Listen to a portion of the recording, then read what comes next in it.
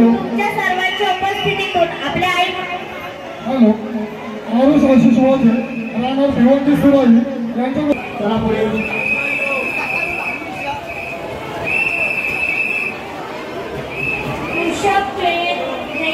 पाटील यांच्याकडून 100 रुपयाची देणगी आलेली आहे. त्यांचे आभारी आहे.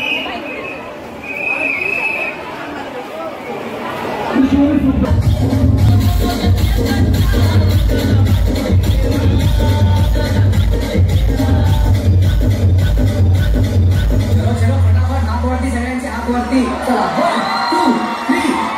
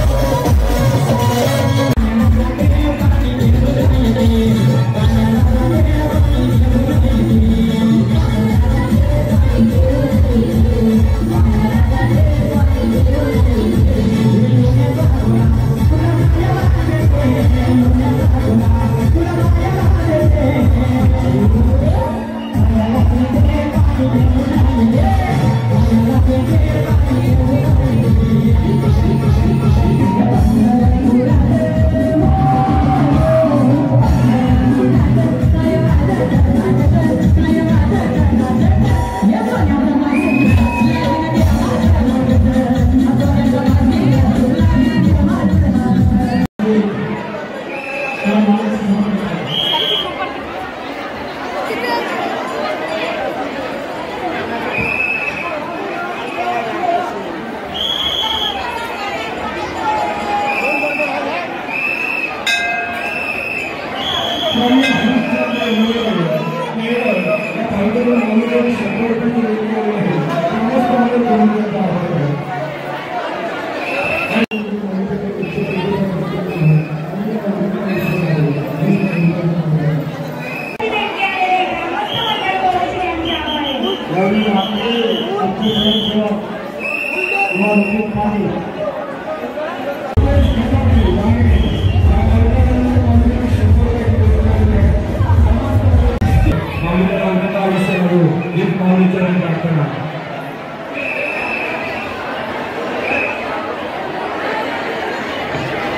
आपण या ठिकाणावर आजूबाजूचा जो परिसर बघू शकतोय, नदीला एकदम पूर आलेला आहे, नदी नदीवरून वाहते आणि आजूबाजूचा आपण परिसर बघतोय केळंबाईच्या परिसर एकदम निसर्गरम्य असा परिसर, पूर्ण घनदाट जंगल आणि त्यामध्ये सुंदर असं गाव, त्यात आईचं सुंदर असं मंदिर.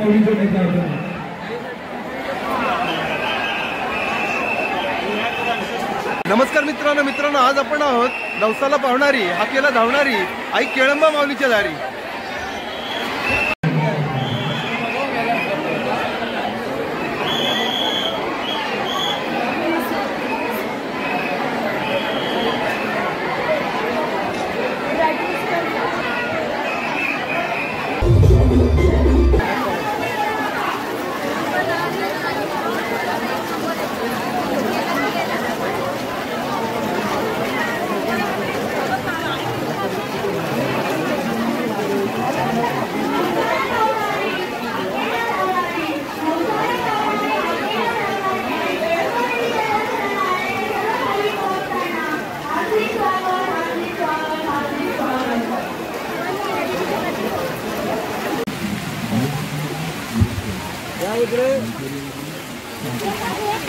आणि इथून निघताना आपण थोडी भाजी घेतलेली आहे.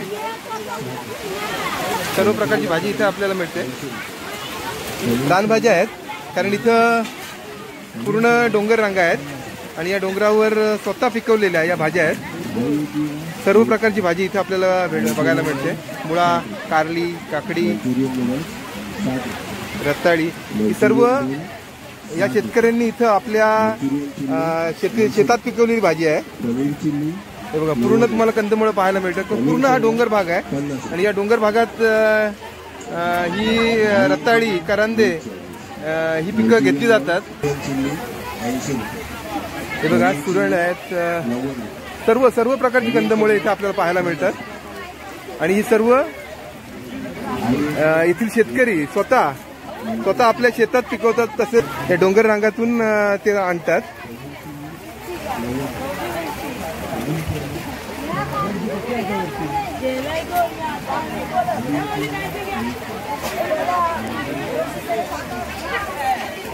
आणि सर्व प्रकारची कंदमुळे मित्रांनो याच ठिकाणी आपल्याला पाहायला मिळतील कारण हा भाग पूर्ण डोंगराळ आणि एक निसर्गरम्य.